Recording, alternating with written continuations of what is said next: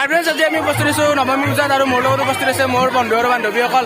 এয়া হৈছে আৰমন আৰু এইফালে আছে বান্ধৱীসকল। ফ্ৰেণ্ডছ, এয়া হৈছে বান্ধৱীসকল আৰু এতিয়া আমি ইয়াতে পূজাত উপস্থিত আছোঁ। এইবাৰ আমি সকললৈ যাম আৰু এতিয়া আপোনালোকে ভিডিঅ'টো চাই থাকিব আৰু ইয়াৰ পিছতে হেয়াৰ মহৰ যি কাৰ্যসূচী আছে সেয়া হ'ব। মই আপোনালোকক দেখুৱাবলৈ চেষ্টা কৰিম, আপোনালোকে চাই থাকিব। এতিয়া এওঁলোকে ঢোল মাদল বজাই আৰু ভাৰ লৈ বা চাউল দলিয়াই এওঁলোকে মন্দিৰৰ চাৰিওপাশ প্ৰদক্ষিণ কৰিব আৰু ঘূৰিব তেওঁলোকে। আৰু এতিয়া তেওঁলোকে ইয়াৰ পৰা ওলাব আৰু আপোনালোকে এতিয়া চাই থাকিব। মই গোটেই পৰিৱেশখিনি আপোনালোকক যিমান পাৰোঁ দেখুৱাবলৈ চেষ্টা কৰিম। কিমান উত্তেজনামূলক পৰিৱেশ হৈছে আৰু অৱস্থা চাওক, সেন্দুৰ খুৱাই দিলে মোক, উপায় নাই, পূজা বুলি আৰু অলপ মোক চন্দনকো খুৱাই দিলে, পূজা বুলি অৱস্থা নাই, এবাৰ সেন্দুৰ ঘূৰি উপায় নাই আৰু পূজা বুলি দিবই। আপোনালোক আহিলে আপোনালোককো দিব। চাওক সকলোৰে এয়া চাওক, আপোনালোকে হাতত মিঠাই দেখিছেনে? মিঠাই দাদা, মিঠাইটো কিয় দিয়া হয় কৈ দিব নেকি? মিঠাইটো কিয় দিয়া হয় কৈ দিব নেকি? ভগৱতী দিয়া হয়, ভগৱতী দিয়া হয়।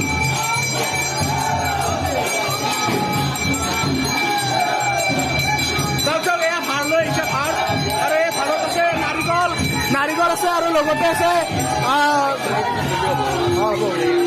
আৰু পাৰ আছে, আপোনালোকে চাই লওক।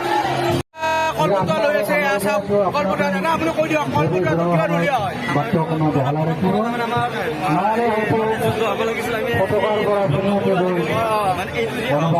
কলপতা কৰে তো এই কলপতা ইয়াত দলিয়া হ'ব এতিয়া কলপতা।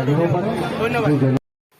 তো ফ্ৰেণ্ডসকল, আপোনালোকে দেখিছে এইডাল হৈছে হেয়াৰৰ বাঁহ আৰু এইটো এটা পৰম্পৰাগত নিয়ম চলি আহিছে।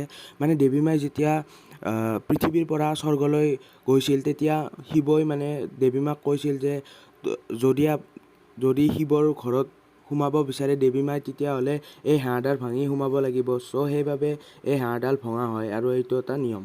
ফ্ৰেণ্ডসকল, এতিয়া মই যে আপোনালোকক ক'লোঁ সেই বাঁহডাল লৈ আহি আছে আৰু ইয়াতে এই বাঁহডাল ভাঙিব আৰু বহুত সময় কষ্টৰ মূৰত এই বাঁহডাল সম্পূৰ্ণ কৰে। ফ্ৰেণ্ডসকল চাওক, বাঁহডাল ভাঙিবলৈ তেওঁলোকে চেষ্টা কৰি আছে আৰু চাই থাকক। নাই এইবাৰ বিফল হ'ল আৰু এবাৰ চেষ্টা কৰিব আৰু এইবাৰ চেষ্টা কৰি আছে। আপোনালোকে চাই থাককচোন, চেষ্টা কৰি আছে তেওঁলোকে বাঁহডাল ভাঙিবলৈ চেষ্টা কৰি আছে। সকলোৱে ঘূৰি আছে আৰু অৱশেষত বাঁহডাল ভাঙিব আৰু অকণমান আৰু জোৰ লাগে ভাঙি গ'ল। অৱশেষত বাঁহডাল ভাঙি গ'ল আৰু চাই